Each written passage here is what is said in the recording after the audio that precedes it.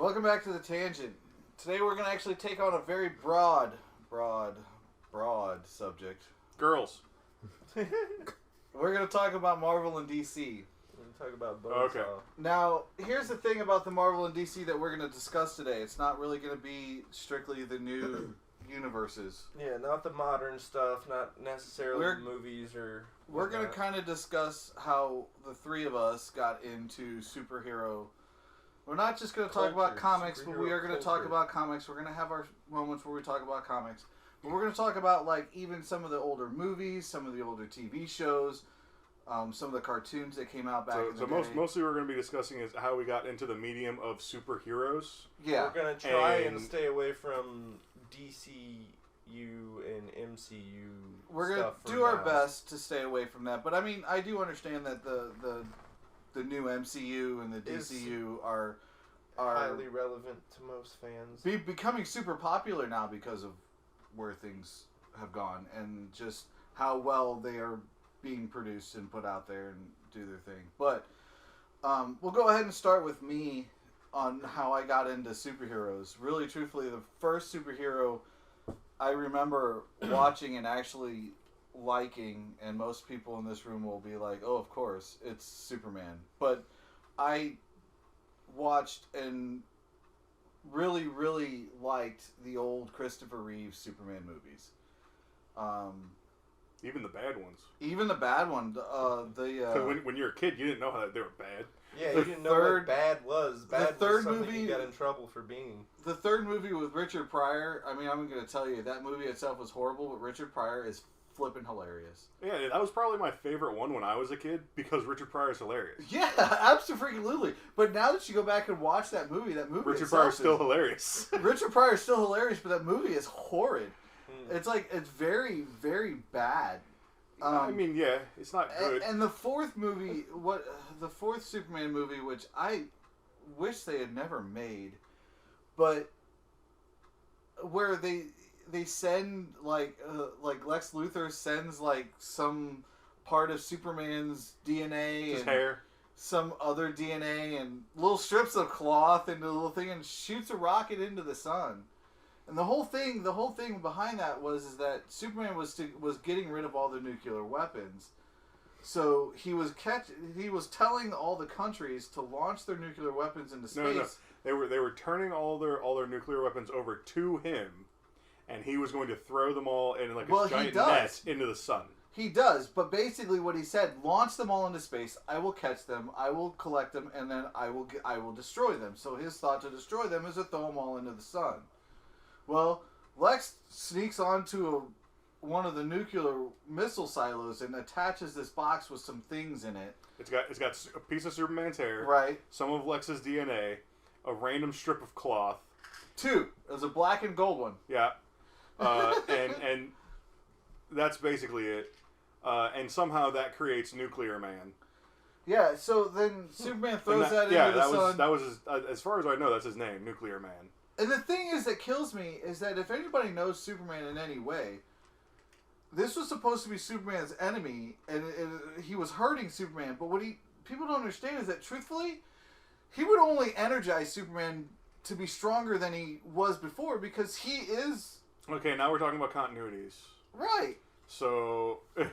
Anyway, Superman they don't go over very much that Superman is powered by the sun in the original Christopher Reeve movies. You were absolutely right. You were absolutely right. I think that people that make superhero movies don't like to actually read comics except for the MCU. Say that again. Okay. Yeah, hold on. You just offended a lot of people, probably. You offended me a lot because I don't think MCU, especially when the MCU first started. I don't think any of those people read comics. Oh yeah. Except to try and like know the names of the characters. Because if you look at even the very first Iron Man movie, Tony Stark is cool in that movie. In the comic book, he's not a drunk Tony asshole Stark is at all a in that D-bag. movie. He is an absolutely drunk a-hole that is like the worst human being on the planet. He's a drunk asshole in Iron Man. No, he's not. No. Have you ever read an Iron Man comic? No. When I say drunk asshole, I mean like falling down drunk all the time, drunk, like That might have been 3 Iron inches Man from 2 beating where the they hell out of fixed Pepper that. for no reason, kind of drunk. Yeah, It was and Iron they- Man 2 where they did that. they tried- they They tried to did that use- one scene with him at the party. That's him all the time in the comics yes. until the first movie came out. They tried to make him Like- into a like, nice little family-friendly it's- hero and have him fall in love like, with Pepper. If you guys want to know how bad of a character Tony Stark was before the MCU came out, read Iron Man Demon in a Bottle. It is a great explanation as to how terrible of a character Tony Stark was until he was saved by the fact that Marvel had access to basically none of their good characters when they wanted to try and make movies. So, I anyway, didn't get to that. we moved into the MCU and we didn't want to do that. Thanks, Harrison. But so for me, beginning with superheroes, it was always Superman. But I also did watch the old Adam West Batmans, which got me into a different style of hero. Like, he was a hero in those, and it was a great show for kids. But it was very... Made Batman look like a joke, kind of. Pretty much, yeah, made Batman look like a joke. Like, it was... So Honestly, at that hokey. time in the comics, everyone was a joke. Right. Yeah, everything was hokey. As hell. Like, Hokey is a word I was they looking were for. trying to make comics as kid friendly as possible. So they took old gritty Batman who carried around guns and solved crimes in the dark, and they Holy rusted metal, Batman. right and they filled it with jokes. Like the Joker originally was a murderer. That was his only function in life, Yeah. was to murder people, and they made him an actual clown. Who just played jokes on people, never hurt anybody really. I mean, people don't, unless you read the comic books back in the day. I mean, this is like back in the day. Nobody realized how dark Batman actually was. Yeah, Right. like He was the original vigilante. The whole modern thing where Batman won't even like touch a gun or whatever, or even in the stories where like he will touch guns and like move them around and he knows how to use them, he just doesn't. That wasn't a thing in original Batman. And the original Batman carried a pair of .45 Colts. All right, like he was not playing around. I mean, he didn't become the detective that he is known for right now until later. No, he was a detective. He was an actual detective. He just happened to carry guns. Yeah. Oh, okay. Like he just and as most detectives would. So back to the main thing. That was my real start into heroes, superheroes, were those old movies and the old TV shows. Now, I did, as I got older, I moved over into actual comics, like actual reading the comics. But that was more along the lines when, in the early 90s, when they started doing, like, the death of Superman and Nightfall, where Batman got his back broken. And that was just because I was into Superman. I liked Superman as a character, and I just want to know how the heck they killed somebody that couldn't be killed.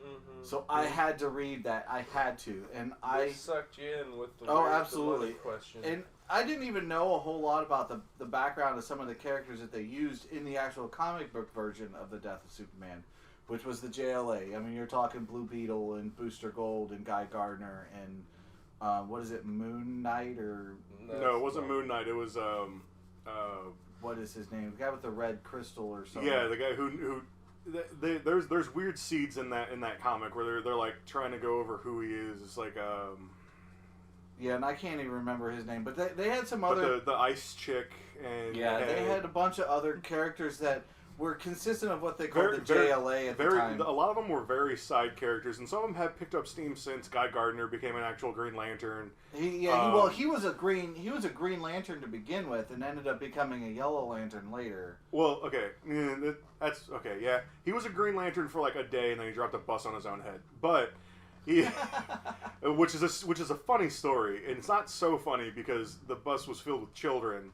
And it's a really tragic story, actually, because Guy Gardner was a teacher for special needs children, and that's why he became a Green Lantern. But he didn't understand how the ring worked or anything, and the bus started to crash off of a bridge or something, and he tried to catch it, but since he didn't know how the ring works, he accidentally dropped it on himself and put himself into a coma, which left him with brain damage, which is why he has such an anger problem.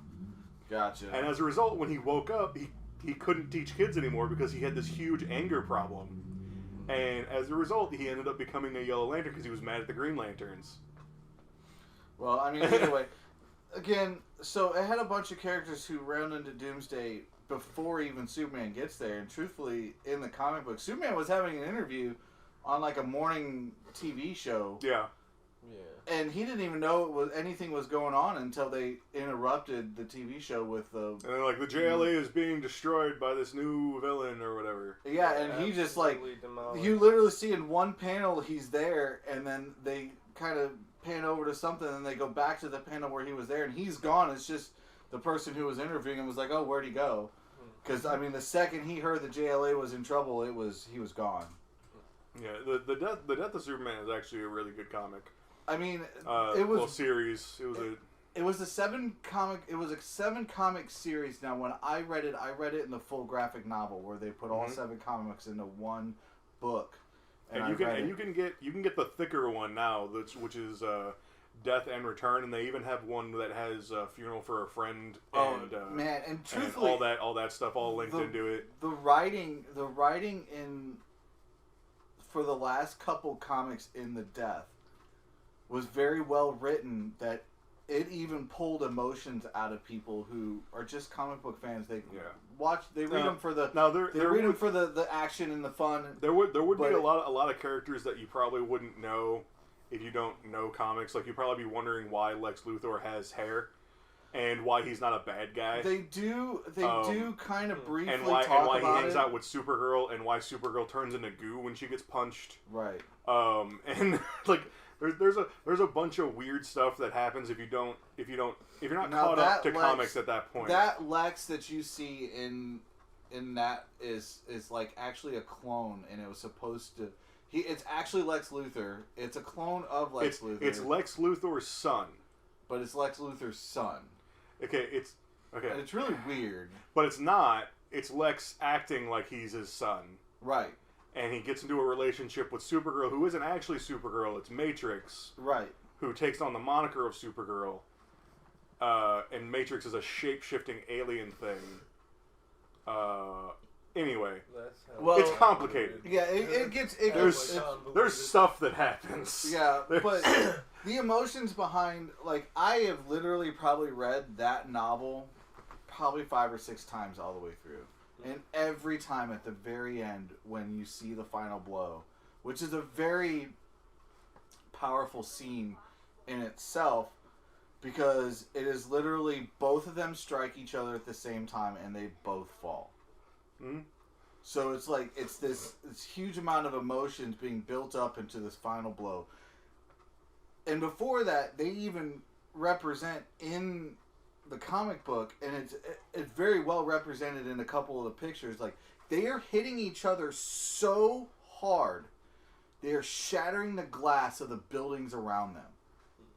That's supposed to show how strong Doomsday is in comparative to Superman.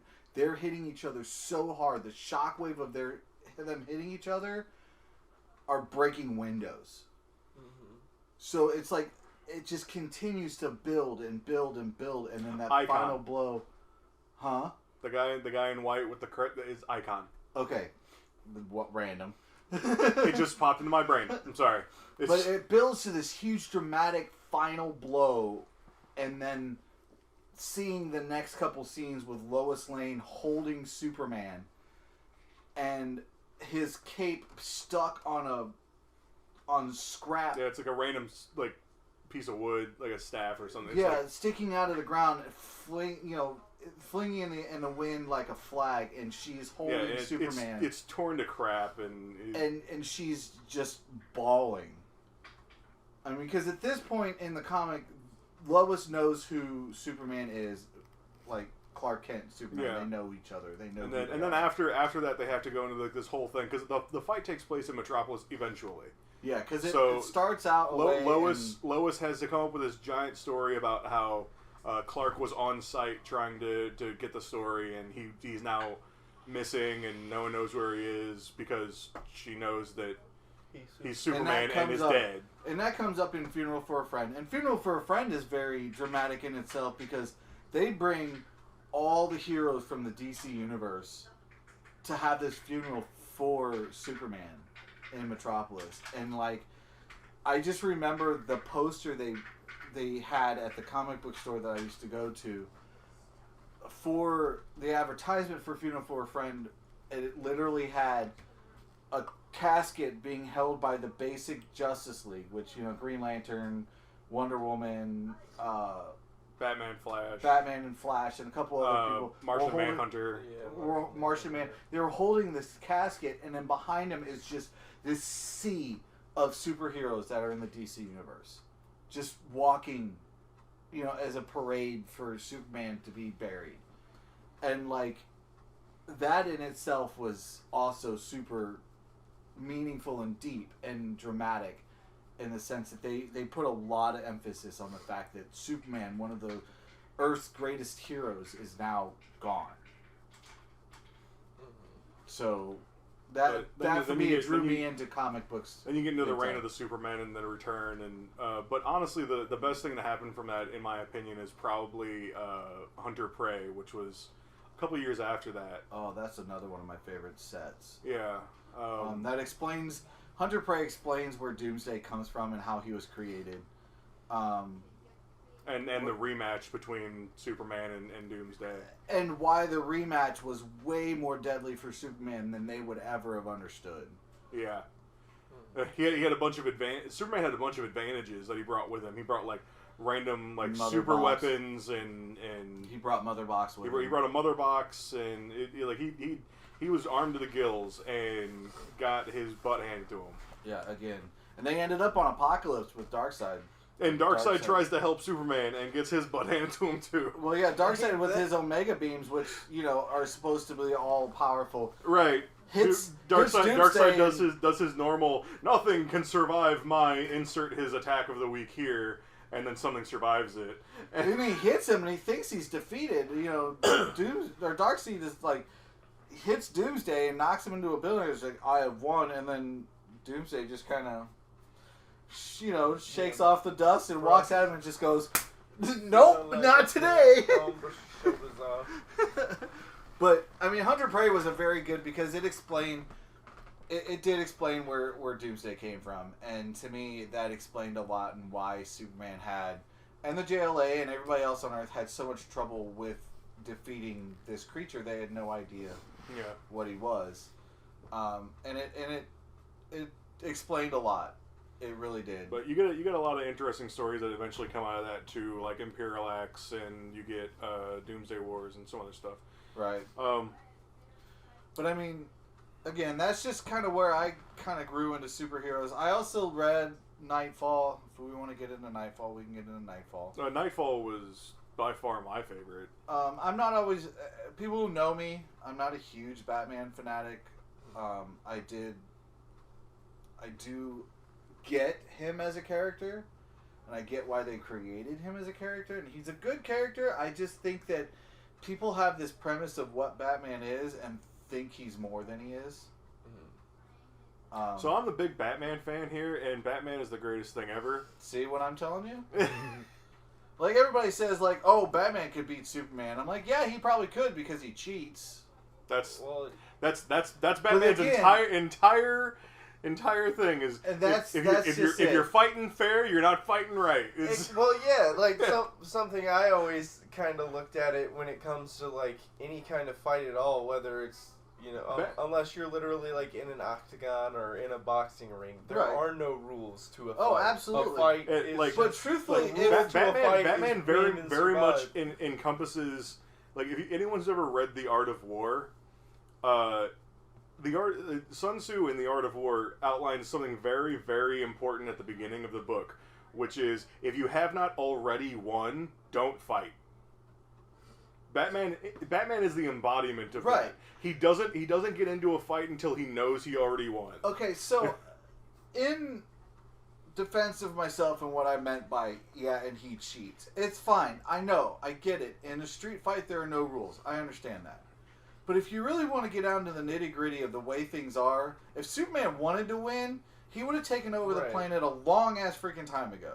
Yeah. So let's not pit heroes against each other, because that's not who either one of them are. If you really look at them as characters, Clark Kent and Bruce Wayne and Batman and Superman are actually friends, and they understand that their ways of their ways of fighting crime are different, and that is fine with them. And they understand in the comic books, if you read enough of them, they both understand that their individual modes of fighting crime work better depending on situations. Right. Yeah. Which is a big lesson that in another one of my favorites, my favorite series, No Man's Land. When Superman tries to go to Gotham to save it from itself because of the earthquake that left it in shambles, and he's just like, I'm Superman, I'm here to save the day, and Batman's just like, try it, go for it, just be my guest, and Superman tries for a day before he goes back to Batman. He's just like, no, I'm done, I'm out, you can have it. Yeah, I mean, he understands that Metropolis. I mean, and then truthfully, if you really look at both sides of it, is whenever you see Metropolis or think of Metropolis, you think of daytime and sunshine and like this like Boy Scoutish. Yeah, it's basically New York skyline during the day. And then Gotham is that same exact basic place, just in the dark underbelly of what things are. And they both fight in different ways. They both have this knowledge of knowing that I fight in the dark, you fight during the day, and let's just leave it at that. And back to more comics, because my knowledge of Batman comics is a little absurd. Yeah. But the very first time that Batman and the Bat family end up actually going out and fighting crime during the day was during a series called War Games. And they actually had a rule, which was backed by Dawn, because they don't want anyone being able to get clear pictures of them. Right. So War Games was the first time that they actually went out during the day, and what ended up happening was people ended up getting clear pictures of them very explicitly, because they ended up having to go to a high school to stop a thing that was happening, and Batman and the rest of the Bat family walk out through the front doors with this girl who was dying, because that's the only way they can figure to try and help her live is by presenting her to the paramedics that are standing out front next to the reporters. So they're just like, F it, we're doing it. We gotta so they just walk straight out the front door. And honestly, we never even got past your origin into comics. Sure So we'll move on. We've got we've been stuck on James's introduction to comics. We'll move on, because I mean, if we really want to get into it, I mean, I can talk for days about when like all the things that took me into comics, and that includes Marvel stuff like the X-Men and stuff like that. But we'll move on to Tim and what kind of got Tim into superheroes and comic books and stuff like that. Just make sure you guys save me 10 minutes, okay? Yeah, good luck. So we were discussing this off cast a little bit when I got here. Yeah, in the dressing rooms. Yeah, back in the green room. And the earliest things that I can remember about getting into superheroes was Adam West Batman. And when I really, really thought about it hard, the episode of I Love Lucy, where they brought on the guy who played Superman during the black and white Superman TV show. And that made me realize that there was a black and white Superman TV show. And I watched it a lot with my dad when I was a little kid. So I'm like 4 and 5 and 6 years old watching this black and white Superman TV show. And the Adam West Batman at the time, it was on Nick at Night or something. Yeah. And it was like right before or right after I Love Lucy. So I just watched this block of TV shows. We also owned the VHS of the Batman movie made. The Adam West movie? Yeah, we have it somewhere. I'm sure we probably still have it, but whether we have a VHS player that works or not is... Oh, that we don't. Truthfully, I do. If you ever want it, you can have it. If I ever have a hankering to watch the Adam West Batman, I'm sure I can watch it regardless of the fact I'm sure there's plenty of other VHS movies at your house that I would be down to watch pretty much any time.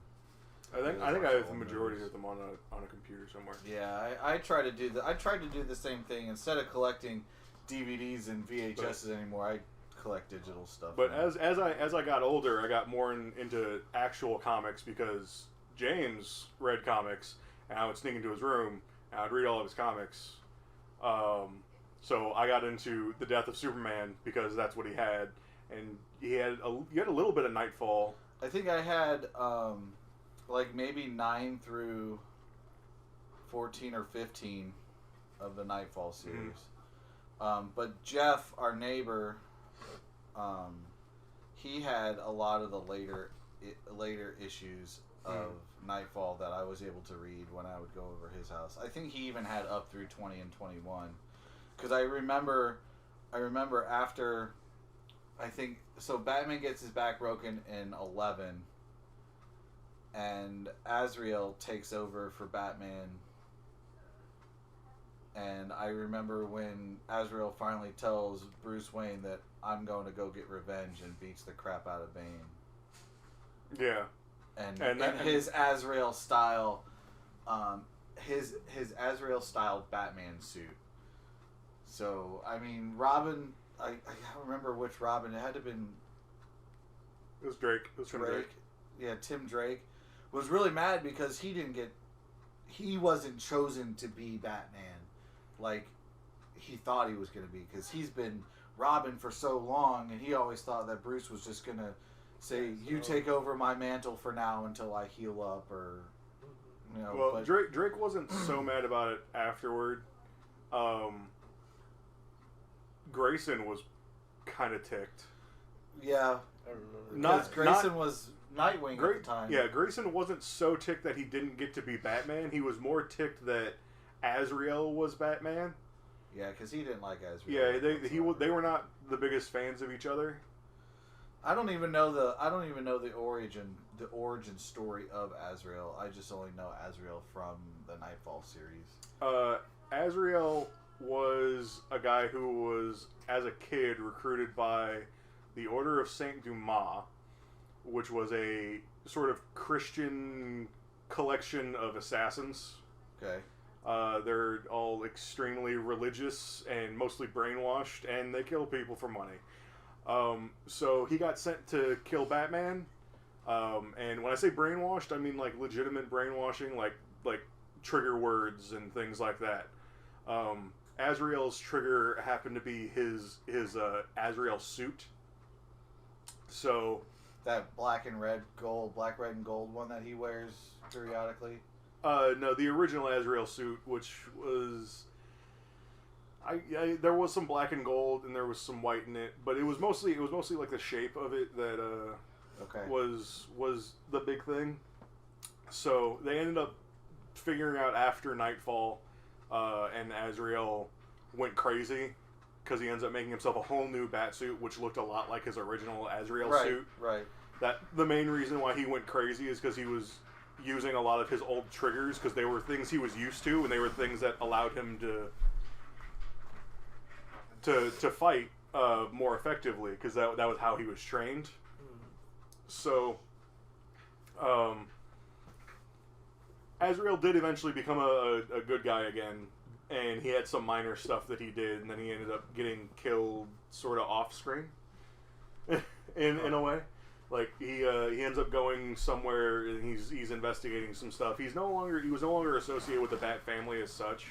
He would send them like little things like here's where I am and here's what I'm doing, and he would let them keep tabs on him. And then one day he just stopped checking in, and since the only people he communicated with was the Bat family, they didn't know what happened to him, and so no one knew what happened to him, and everyone just assumed he was dead. And then the big reboot happened in DC, so he might have been dead. Flashpoint. The initial.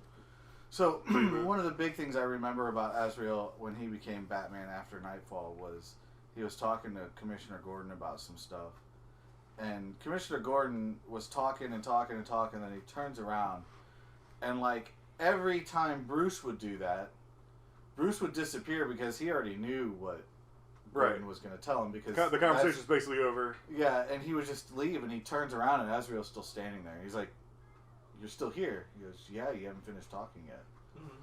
And I think that was kind of Gordon's, like, I know that you're not the original Batman here. You know, so there's something wrong. And shortly after that, he created that suit right around Nightfall 20 the first thing that he ends up doing is he ends up modifying the suit. Yeah. So he ends up giving himself. Azrael had these sort of bracers and like clawed gauntlet things. Yeah. He ends up making those and attaching them to the original Batman suit. Right. He attaches a couple other things to the Batman suit, like the batarang launcher, these little bat shurikens that come out of his bracers and things. So he doesn't actually have to throw batarangs, because throwing batarangs is apparently for old men. So why wouldn't you have a launcher? Right. So he ends up modifying the bat suit quite a bit, and I believe that's what he ends up initially fighting Bane with, was the modified bat suit. Yeah. Well, gets his butt kicked. yes. Then he makes the full-on new Azrael Batman which suit. is almost fully armored, like... Yeah, it's this giant, armored, ridiculous thing. And he ends up taking out Bane, like, big time. Like, he almost kills him. Yeah, and he turns him into the cops, and Gordon does this big speech about, I don't know who you are, but if you're Batman enough for me, and gives him like the thumbs up, and then like 10 issues later he goes completely insane. And yeah, and about that time is when Bruce decided, because he was kind of in that I'm broken, I'm never gonna be the same. Yeah, he was in a lot of self-pity mode. Yeah, very self-pity mode. But as Azrael got more and more crazy, more and more people were going to Bruce and saying, dude, you need to do something about your guy. Yeah, and that's when it kind of forced Bruce to go and rehab himself and make himself back to what he was. Yeah, made his back brace and things like that. Yeah. But I mean, for Tim, I guess it was kind of my fault that he got into comics, but comics isn't a bad thing. You say that like it's such a negative thing? It isn't. I love comics. Truthfully, if I had more time to read comics, I would probably read more comics, but I don't. Honestly, when I used to make time to read comics, but a lot of, especially Marvel, got really bad. Truthfully, the written versions of most comic books nowadays are so off the wall, goofy, that it's hard to even. They just don't matter. Yeah. Like because Marvel, people make fun of comics and stuff and say like they reboot things too much, and they just write whatever. And Marvel took that and cranked it to 11. They will reboot origin stories every couple months. They rebooted Iron Man's origin story after the Iron Man movie came out, and then they rebooted it again like later that year, and then they rebooted it again the next year. Well, and it's like, dude, seriously, stop writing the origin story. Get to something else. They realized that the MCU, and I know we said we're not going to talk about the MCU, but they realized that the MCU made Iron Man from a B-tier character to an A-tier character, and they never realized that it could have done that. So when they realized they wanted to be an A-tier, they was like, oh, well, let's make him an A-tier. We'll reboot him and make him A-tier, and it doesn't quite work in the comic books. The main problem that Marvel ended up having is a lot of their origin stories were very time sensitive. So, like, Iron Man's original origin story had to do with a specific war.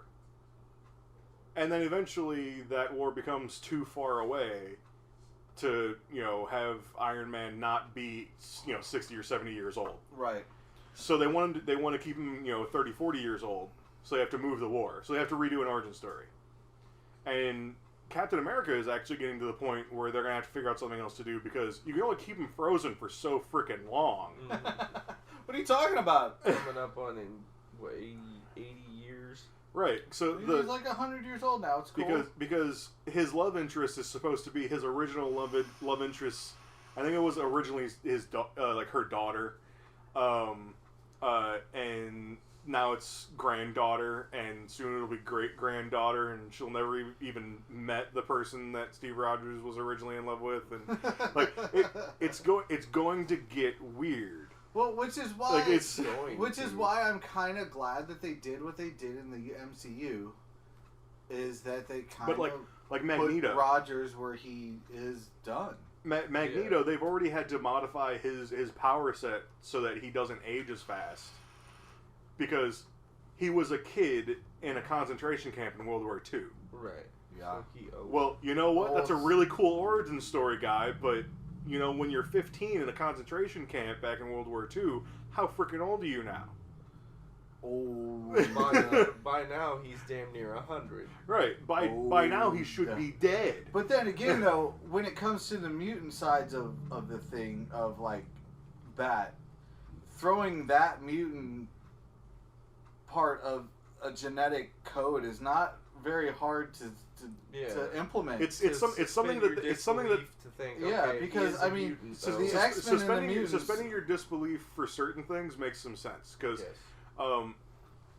Why does magnetism allow him to fly? Well, there's a bunch of weird, complicated stuff that allow you to go, okay, I guess he's modifying his own magnetic field and repelling himself from the Earth and blah, blah, blah, blah. That's fine. Why does it slow his aging? Yeah, no idea. Like, I got nothing. But then again, that doesn't mean that his only mutation is the ability to make and that's the thing. They are modifying his power set to allow him to get older and not age as fast. I feel like that means every couple of years they have to reset it because they want him to be around a certain age range, and then the further and further away you get from World War II, well, now you got to reset him into that same age range again. Right. Yeah, it's kind of like it gets to a point where like the Punisher was originally he was originally a Vietnam vet. Right. And the more modern incarnations he's like an Iraq war vet. Like Desert Storm. They did Desert Storm vet in like early 2000s, late 90s, and then now you see him as Iraq or maybe Afghanistan. The perception of Frank Castle can be actually done in a lot of different ways. Like you could actually even throw in that Frank Castle isn't the original Frank Castle from the original Punisher. I mean, just because he's a Punisher doesn't mean he's still Frank Castle from Vietnam. No, because you don't want to try and do that because they already tried that with Captain America to try and make Captain America more timeless, and they ended up making like 4 Captain Americas that no one liked, and the original Captain America had to go kill them all. So, that's fair, but I think there is something to be said. At least it's not like this is a new Magneto. So you're telling me there's another guy that's got like really good the exact same powers. There's another guy that's just got the exact same powers. He's not related to him. And the reason why I say that with Frank Castle, because Castle doesn't actually have powers. He's just a dude that with some particular set of skills. Right. he's just Liam Neeson. And when I say just Liam Neeson, of course what I mean is he would probably kill everyone in the MCU if he wanted to.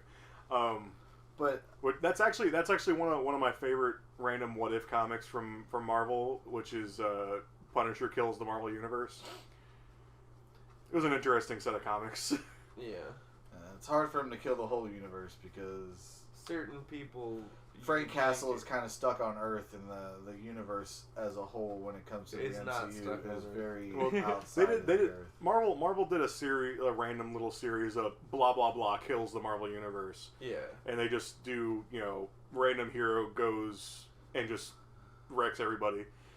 Hulk kills the Marvel universe. I think they did a Spider-Man kills the Marvel universe, and Deadpool kills the Marvel universe. I think might have been the first one. Yeah, that seems legit.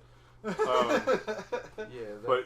that's one of the big things that always gets me a little irked about Marvel is they are really willing to play with power sets and origin stories and things like that to just write whatever random story they want to come up with. Like the guy who originally created Sabretooth got really, really mad at Marvel because of how many times they've rebooted X-Men and Wolverine and Sabretooth.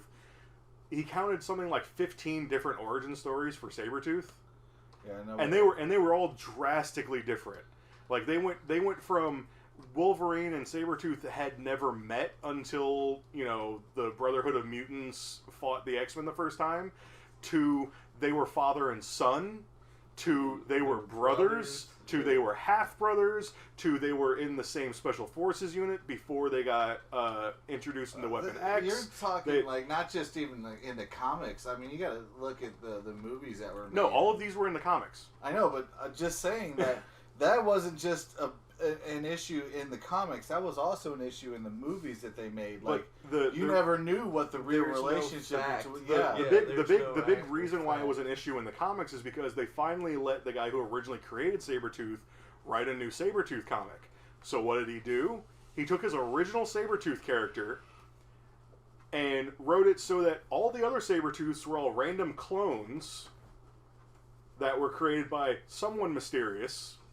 Sabretooth goes around, finds all the clones, kills them all, kills the people who mysteriously made all these clones, and then tries to kill Wolverine. And ends up getting killed by Wolverine. And he just sort of hoped they would leave Sabretooth alone from then on. They didn't. Like 2 months later, they brought Sabretooth back.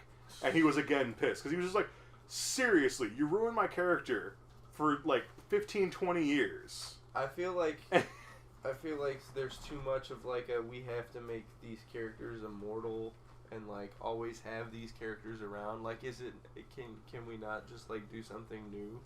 I mean, you can, but they want to try and make these characters timeless. DC has their origin stories are all very simple. Yeah. It's easy to make their characters timeless. Look at Superman's they've also origin. gone out of their way to make to establish a reason for all the reboots and all the right. The majority of DC reboots have to do with universes crashing into each other. Yeah, exactly. The majority of Marvel reboots have to do with the fact that they got a new writer for this comic. Right. Yeah, I mean, but again, if you look at the origins of most of the DC characters, they're all the same. They're always the same, even when something does change. Batman became Batman because his parents were killed in front of him. Right. Superman is Superman because he's from Krypton and he got dropped off on Earth. There's no real way to put a time on him flying from Krypton. The only thing you gotta do to change, Batman's origin story is change whatever movie it is that they walk out of. Yeah. The theater. And it was a play, and then it was a movie, and then it was a. They don't. Originally, I think it was Zorro the Gay Blade, which was a new movie at the time of Zorro the Gay Blade, which was a new movie at the time that the original Batman came out. So the only thing you really have to do majority of the time, because Themyscira is a timeless place. Right. So Wonder Woman never really has to do anything with her origin story. Well, that and the age or time passes differently on Themyscira, doesn't it? And they don't care, right? Because they don't really care about the outside world, right? But Hal Jordan and the Green Lanterns, all they have to do the original plane they have him test flying when Abin Sur crash lands, and he ends up getting the ring. It already looks like this weird, super futuristic junk thing anyway, so it doesn't even matter. Right. It's just he's test flying a plane. Yeah, they make it to where it's not specific enough to. They go through a lot of. They want to do something else. They go through a lot of what plane he was test flying, but truthfully, I mean, there's still test pilots to this day that fly random. Aircraft that are being the newest, greatest fighter pilot or fighter plane or spy plane or the Flapjack 27. Back in the day when they were trying to break the sound barrier, the X series planes that they had. Mm-hmm. They could have done. They can do that with any plane at any time. And Guy Gardner can always drop a newer looking school bus on his head. It's. Yeah, exactly. Guy Gardner. And then Cyborg, Cyborg's origin can be anywhere. Cyborg's origin does he played football, got injured in a car wreck or something, and ends up getting mostly Apocalypse technology integrated into him. So none of that has anything to do with time. People are going to play football from now until people get tired of football. Which good luck figuring out when that's going to be. Yeah, it could be illegal soon. I suppose it could be, but I mean, playing football be illegal? It could. I mean, you could make anything. They keep illegal. changing the rules. Yeah, it's just going to be soccer. Yeah. Anyway. And with marijuana being legal everywhere, they don't want you playing high. So It's fair. It's fair. Anyway. high football is going to be. So we've kind of heard and kind of went off on our tangents on Tim's origin with superheroes and comic books. Let's go over to Devin. I'm not going to waste nearly as much time because I have way less material to talk about. We talked before, in the dressing rooms. The green room. With me being born in the 90s, it was super relevant to the fact that I have a lot less comic book knowledge than these two. I'd say for me, the earliest thing that kind of got me into a comic book kind of property, I would say would probably be like the late 80s Batman movie with the Tim Burton one. The 89 Yeah, the 89 Batman movie. Batman. With Keaton. Michael Keaton. Yeah. With Michael Keaton. God, those are. I still like the Michael Keaton. And ones pretty much better. just any Batman movie around that time, but that didn't really so much get me like super invested in the character or really in superheroes. I really did like Batman a lot. He was probably my earliest, and it was mostly like, for me, I loved like the cartoon stuff because I wasn't like let me pay attention to the plot of all this crap. Like I'm a real little kid, so I don't care about any of that. I want the flashes and the bangs and the colors and the the instant gratification. So for me, video games and stuff like that rather than comics were kind of my introduction to the comic book world. Like the old Spider-Man games on the PlayStation 1 and stuff like that were really what got me into that kind of thing. The X-Men, honestly, the cartoon. Yeah, and then the X-Men cartoon was another huge thing for me, which... Did you watch the Spider-Man cartoon? Yes. Honestly, for me, cartoons was what expanded, my horizons into everything else. I do... Honestly, the Spider-Man cartoon was very loyal to a lot of the different storylines that happened in Spider-Man. I do definitely, in like the early 2000s, one of the coolest things for me, actual comic book related, I went to the library a lot, and basically anytime like when you're a kid, you always want to go to the store to see if you can get a toy when mom goes to the store, that kind of thing. They used to have these old Marvel action figures that were like just really cool, like opposable. You can like pose them any freaking way you wanted, and they actually came with a comic book relevant to whatever character you were getting. So like I did at some point have like a small collection of comic books, but for me, I never jumped into the comic books because I could tell almost immediately like there was way too many different like versions of everything that could be said about certain characters. So like I could never really commit to being an expert or jumping into that thing. We talked about that a little bit in the green room earlier as well. The 90s was a hard time for kids to get into comics because of the big price hike that took place during the 90s. So you went from 25-cent and 50-cent comics to $3 and $4 comics, right? Well, and that's a lot harder for kids to get into. That, and I mean, if you really look at the lineups between all of the comic books, that includes not just DC and Marvel, but like Image, and there might have been one or other two. Dark Horse. Dark Horse. There were so many different characters, so many different comic book lines. It's like, where does somebody begin? Devin's age at the time, where does he even start? Yeah. Does he want to try to get into X-Men? Well, and if he does try to get into X-Men at that point, he's jumping in the middle of a freaking storyline that he has no idea what's going on. For me, my biggest source, outside of the shows and the comics themselves, like I had someone, my brother, 8 years older than me, that I shared a room with, was basically my source of information, and he was like the internet for me of like, Right. okay, who's this character? What do they do? That kind of thing. And like a big thing, like I said, you know, we'd buy those action figures and stuff like that. And a lot of it was just like, you know, why read the comics when you have all these action figures? You can just make your own story. Right. Kind of. And that's what we did a lot of the time. And, you know, eventually it led me to have a good understanding of the characters because my brother, who knew more than me, was the one in control of what was happening when we were, you know, doing our whole role-playing crap, you know, like a bunch of nerds playing with our dolls. Right.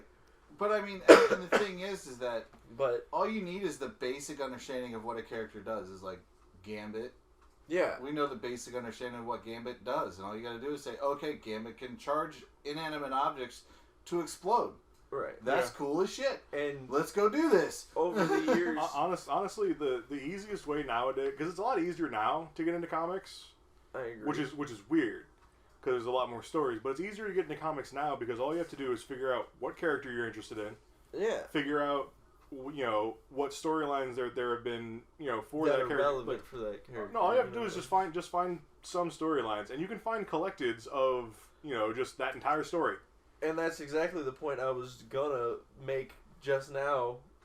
Is for me, what's gotten me into the characters that I'm into now is I kind of just okay, now I can do that exactly what you said. You know, I had characters that my brother showed me. You know, like for me, X-Men was probably my biggest. X-Men and Spider-Man. So like, you know, if there was a new character, like, oh, here, you know, one time my brother brought home an Apocalypse action figure.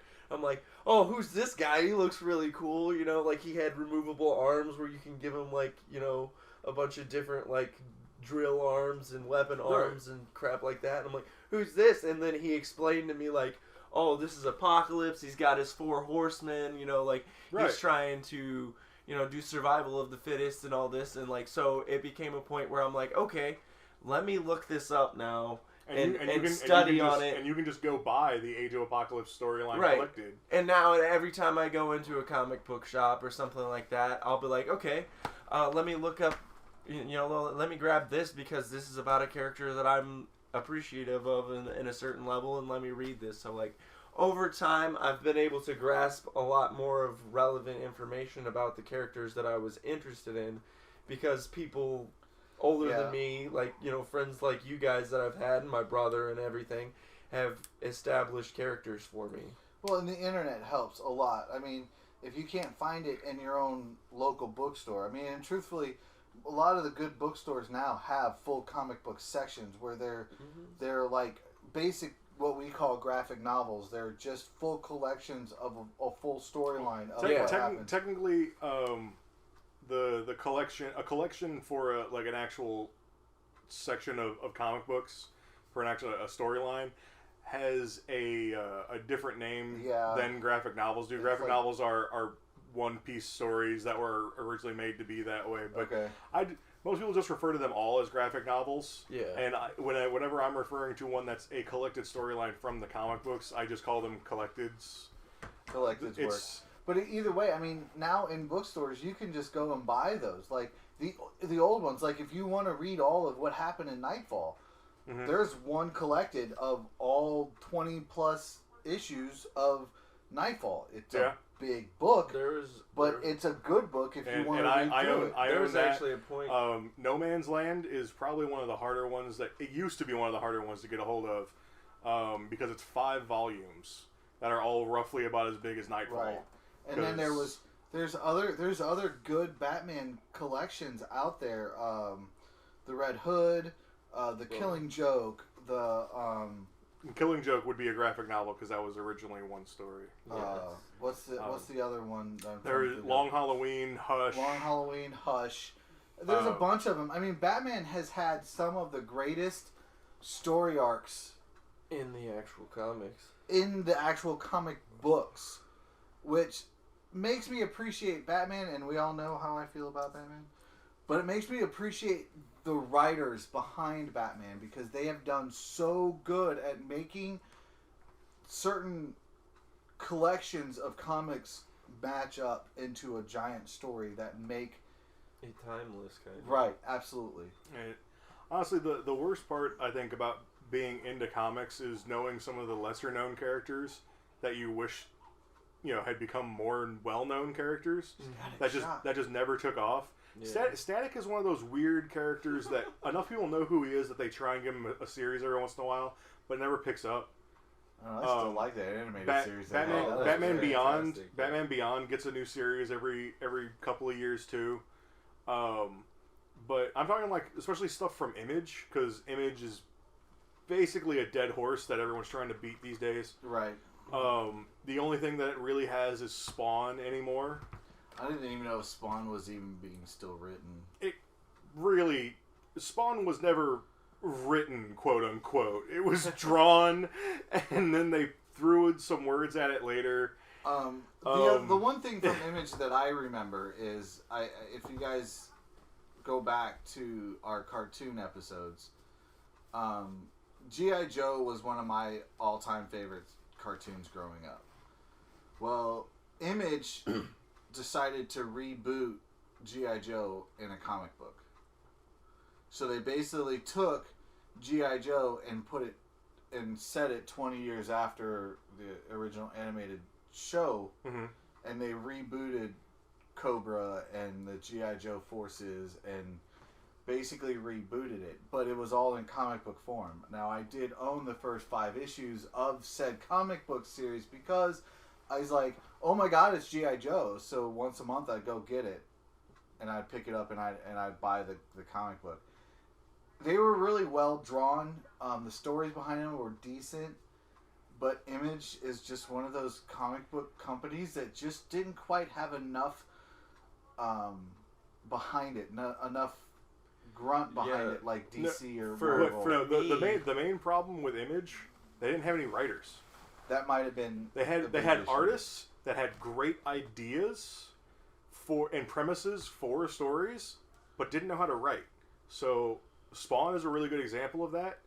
It was a cool idea with that was drawn really well, and no one knew how to write, so they didn't go anywhere. Right. Yeah. For me, stuff like that's hardly relevant. I know Spawn, and that's only because of my brother. Well, and then here's the thing: is I don't know if you guys remember, they made an animated series that was like was it HBO? Yeah. It was an HBO original, so it was pretty graphic in itself, like when it comes to like blood and gore. So they had to put it on one of them higher end, and they played it at night. And then so they had the Spawn animated series, and then they did that Spawn movie with what's his name, White, Jaleel, Michael something White, yeah. Very great, a very very good martial artist. If you've ever seen the movies, Don't Back Down or whatever it was. Never Back Down are good ones. But truthfully, what's really weird about the movies that I've seen him in that are really good is Undisputed. Okay, yeah. And Never Back Down. He didn't show up until the second of those movies. So the first Undisputed was Wesley Snipes. Mm-hmm. And then the very first Never Back Down, he wasn't in it. But he was in the second ones, like he was in Never Back Down 2 and Undisputed 2. And it really showed, those 2 movies really showed his martial arts premise, like how good he was. If you want a movie that he's in that he shows absolutely none of his martial arts props in, it's Dark Knight. He gets murdered pretty good in that movie, but he doesn't do any fighting. But back to Image.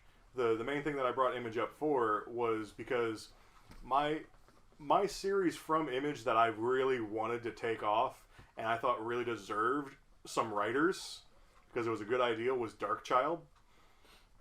Because it was literally just about a teenage girl who has terrible nightmares about these awful monsters, and then the monsters will show up in the real world and they kill people that she cares about. Like she was like just a normal teenage girl that like babysits, and one of the kids that she babysits gets super murdered by one of these monsters, and she finds out that she can transform into these same monsters. So she has terrible dreams that she can transform into, and she fights monsters. And That's a really neat premise. Yeah, that's literally as far as that story goes. It was like 20 issues long. It never went anywhere. It does sound pretty dope. All right, so that kind of rolls us around the room. I don't know. Harrison really hasn't stated much about being into comic books and stuff like that. Did you read Dragon Ball? Way after I watched Dragon Ball Z, I read a little bit of the Dragon Ball comics, or manga, but I don't think that really goes into this necessarily. Why not? Yeah, because did Dragon Ball Evolution have a thing? No, I don't think so. It might have, maybe. I don't know. Yeah, I don't know. I'm gonna be honest though. I freaking love Dragon Ball manga almost better than I like Dragon Ball Z, because I don't know why. I really like Goku better when he's a kid. Dragon Ball Z is the regular thing. Dragon Ball. Dragon Ball Z is the thing that got popular, but in my opinion, Dragon Ball was the better show and the better manga. I agree. So we can totally talk about this, but we need to not get into Dragon Ball because I can talk a lot about that. Well, we are going to. We're at an hour. We've already planned an anime episode. I kind of figured we were pretty far. That's why I brought up Evolution. Yeah. Where I'm going to allow like Harrison and Devin and Tim to get into their anime obsessions. I do not personally watch too much anime. I have watched some back in my day. He watched like the first season of Dragon Ball Z. Yeah, I kind of did. He watched Goku going up Snake Way for like 500 episodes.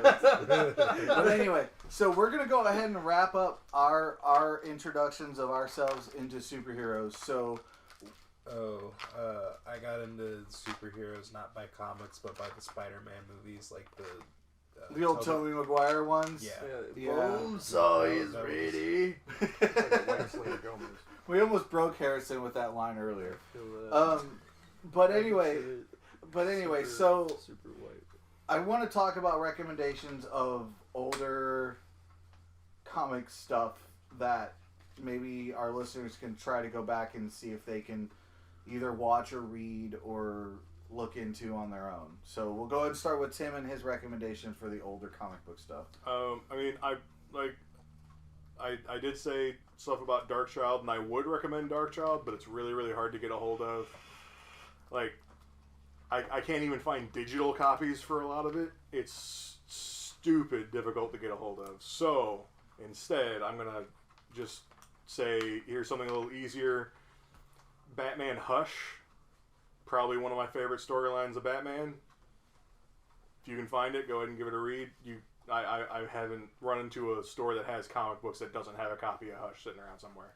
So Devin, like he said, he's not into comic books per se, but maybe an old TV show that helped you. Well, actually, what I'm gonna do is the exact opposite of recommending something. I am going to ask for recommendations, comments, whatever's on our videos, on our page, on our whatever that people want you to get into. Yes, that you think I should go into, because it's always something I've wanted to do. And honestly, if it wasn't for the fact that I'm so freaking obsessed with anime, I probably would have read some comics by now, because I do read quite a bit of manga digitally already.